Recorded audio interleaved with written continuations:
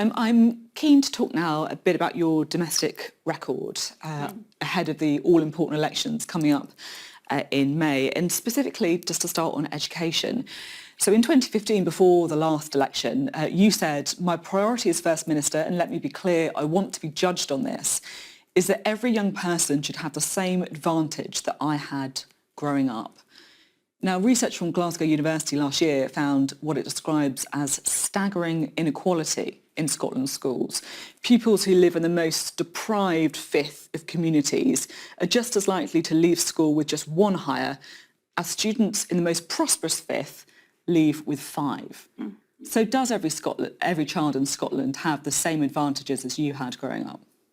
Not yet. I think we've still got work to do, but more of those young people have greater advantages now than was the case 5 years ago. And let me be clear, I will be judged on this as I will be judged on everything in just a couple of weeks' time at the election. If you take the attainment gap in particular, and I know the qualification system is different in Scotland to other parts of the UK, so apologies if I'm about to use terminology that not everybody will understand, but at what we call level 5, which is our national fives, the attainment gap has reduced by a third.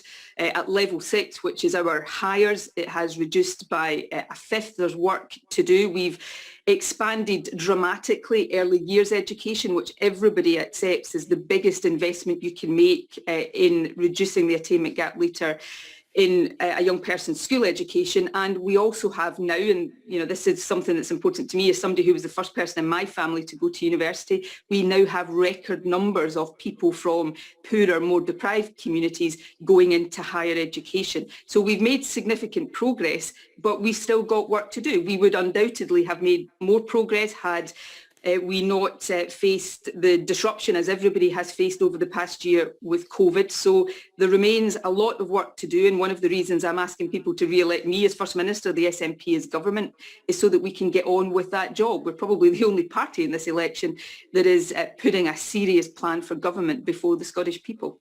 You can't blame this all on the pandemic, though. I didn't. If you look at the... I didn't. But if you look at the statistics from before the pandemic, for example, the pass rate for higher exams has gone down over the last 4 years, 79% in 2015, 75% now. I mean, that's happening on your watch, isn't it?